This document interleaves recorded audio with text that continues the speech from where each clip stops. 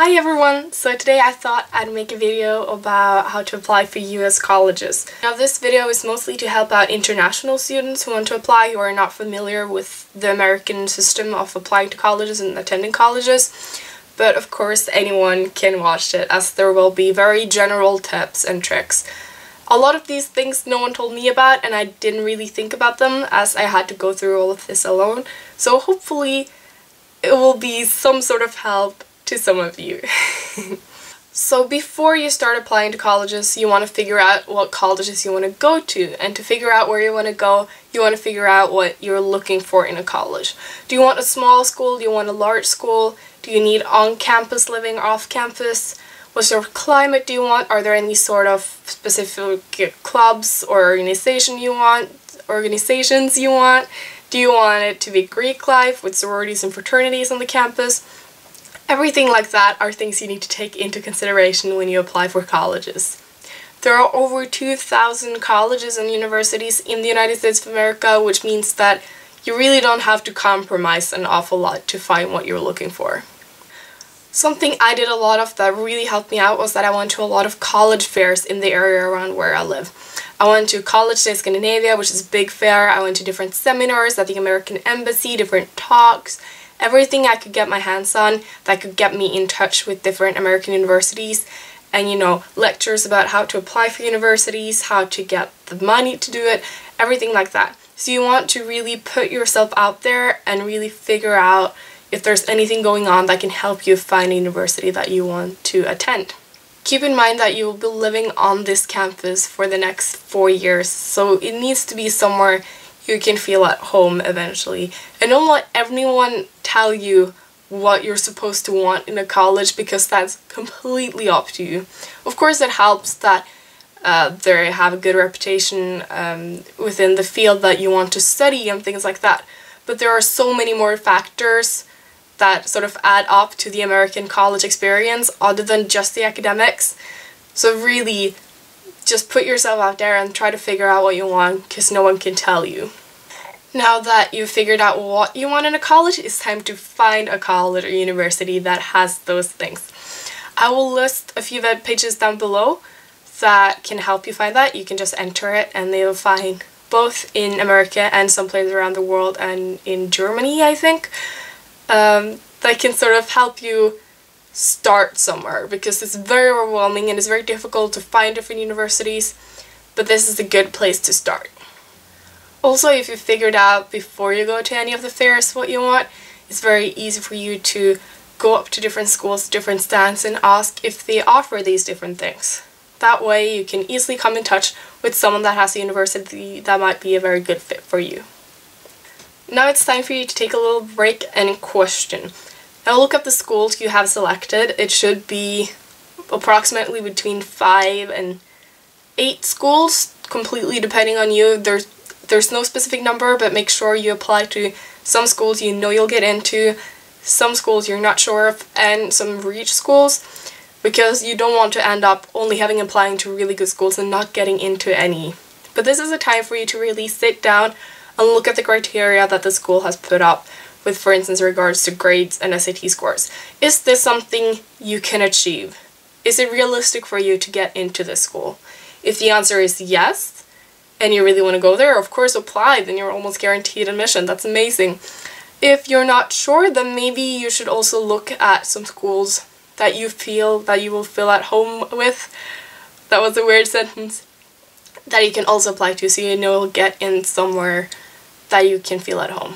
Even if your dream school is a very good school and you don't get in, you want to make sure that the university you end up going to is a school that you want to attend. The next step will be to outline everything. And what I mean by this is that you can go to Word and make a table, list the schools you're going to apply to, and list the deadlines for the applications, what the SAT score requirements are, what the TOEFL requirements are. Do you need any letters of recommendation? If so, from who? From teachers, other people, guidance counselors, things like that. Make different columns with everything you find relevant. For me, it was also acceptance rate, to sort of keep that reality check in mind, the fee for applying to the school, and if the application was online independently for the school or on the Common App. I think I also kept a comment named Other if there was anything else the school wanted, like for instance bank statements that I will come back to later on. When looking at the different criteria for the school, make sure that you go to the international students page on the school, because often they have some different requirements for you as an international student than they have to other students from the United States. This will mean that you, for instance, have to do some additional standardized tests so the school can sort of rank you on something, and that you will have to get a lot of documents translated and stuff like that. So make sure you go to the right page for you as an international student. Moving on, these are some things I know you will have to get in order to apply for schools. The letters of recommendations from teachers. Predicted grades if you are in any system like the IB diploma program. The grades and your academic record for the past 4 years, all in English. As your school, they will have to print this out, stamp this, and have to send it from the school. But make sure you talk to them, give them some time to translate it, and have it printed out for you. Bank statement. This is for international students where you will need to contact your bank and make sure they can give some sort of letter where they say that you have enough money in the bank to pay for the first year of university. I know this is something I had to do. I think every international student has to do it because of the visa application process. You won't get a visa to get into the United States as a student if they're not sure if you can pay to attend the school or not. And of course the bank statement also has to be in English. Test results. This will be test results from SATs and TOEFL mainly. TOEFL is a test of English as foreign language, which all international students have to do. It's about 4 hours long, where you will have to write, read, listen and speak in English to make sure that you can keep up with the classes and lectures that are going on. For me, this was very easy as I've already been in the IB. I'm used to speaking and reading academic English. This is a test a lot of people struggle with, but just do a few practice tests online and you will get the hang of it. It's not very difficult. Also the SATs, of course, which are a standardized test that almost all American students and international students have to do before applying to university. This will be so the universities have something to put as a standard, as every school is a bit different with their grading. So this will sort of show the universities on a very standardized and very narrow scale what the student is able to perform. And 6, make sure you have the money to apply for colleges. This is what is very often limiting as to how many colleges you apply to, is that you have to pay a fee when you apply. So moving on, now you start the actual application process. This is when you start writing your applications and personal statements and everything that goes with it. So filling out applications online is very time consuming, so make sure you put aside a lot of time to finish it. Make sure you have your parents easily available when you fill out the online applications, as a lot of questions are regarding them, their highest degree, where they studied, what they work with, how much money they earn, and stuff like that. It's very dreadful and it takes an awful lot of time and effort to do the online applications, especially when all the schools have individual applications. If you use the Common App, and a lot of schools use the Common App, then it's a lot easier because you fill it out once and it goes out to all the schools. But for me, almost every school had a different online application and I had to fill in the same type of information over and over and over again. It takes so much time and you have to be very detailed and specific, and be honest. Don't write anything that's not true because they will find out. Now, as you fill out your online applications, you also want to start writing your personal statement. Now, not all schools require this. Some do, some do not. If they do, they basically usually have a statement or like a question that you will have to answer. And when you answer it, remember that this is the letter that's supposed to represent you and show off a side of you that your grades alone can't tell. So find your own voice, be unique, capture the reader, and make sure it represents you the way you see yourself and other people see you. Now, I hated writing my personal statement. I thought it was very uncomfortable and I didn't really want to get into the school I had to write them for. But make sure you write them first, edit, write again, edit. You usually have a word count, so stick to that. Print it out, make your parents, your friends, your teachers, people who are close to you and you trust, people who can give you constructive feedback, give it to them, have them read it, give you feedback, and edit it. My English teacher once said that your personal statement should be written in such a way that you could put it anywhere, and if any of your friends and family found it, they will immediately recognize that it was about you, even if your name wasn't on it. So think about that when you write it.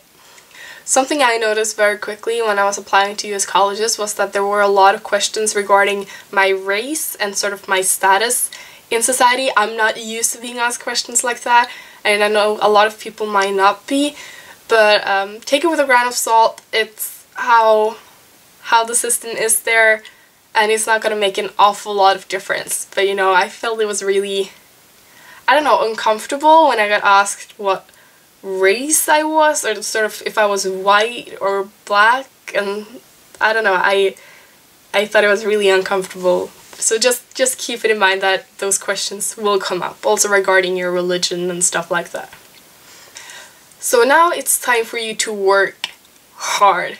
This is a time where you get good grades, you register for SATs and TOEFL tests, you take them, you might have to take them again, you sign up for extracurricular activities, you continue doing them, you try to get leadership positions, you really try to excel at everything you do. Also apply for scholarships to the schools you're going to. There are a lot of scholarships for international students. If you're good at anything specific, you might have to put in a bit of extra effort to apply for these scholarships. I had to get extra letters of recommendation, I had to write things, make PowerPoints, everything like that, but it is worth it because it's so expensive to apply or to attend American universities. It's ridiculous, and we're not used to that in Norway. Here it's free to go to university, so my family hasn't been like saving up since I was born to put me through university, so scholarships come in very handy. Now can also be a very good time to keep in touch with the schools you've applied to. If they send you any emails regarding if there's anything going on in the area around you, where you can meet some of the admissions officers, anyone representing the school, if there are any online chats for international students, I know there are a lot of those things going on, keep in touch. I mean, everything you can do to sort of make them notice you, make you stand out in a positive way to them, do it, because it's so valuable. So congratulations, now it's time for you to sit back and wait and hopefully get accepted to the universities you want. It's a very time-consuming and long process. You should start as early as possible to sort of build up and get the best application you possibly can, especially if you want to go to a good school or a school with high requirements. You want to work hard for as early on as possible. I don't care if you're in 8th grade, start working hard because they will look at your grades from early on in high school or all throughout high school, I think, yeah. And really try to impress. I don't know, it might feel a bit sad that you do these things just to get accepted into a good school, but you do them for yourself as well. If you really want it, you know it will be worth the effort. So those are my very basic and general tips on how to apply to US colleges. I know it wasn't really a lot of new and shocking information, but I hope it helped some of you guys out. And leave me any questions down below and I will try to answer them as good as I possibly can. There are a lot of things I don't know about applying to American universities, as I've only applied to 5 or 6 schools, and I'm not an admissions officer. I don't have any more experience than what I've been going through, but you know, I wish someone had told me some of these things before I started. So thank you guys so much for watching, and I will talk to you guys later. Bye!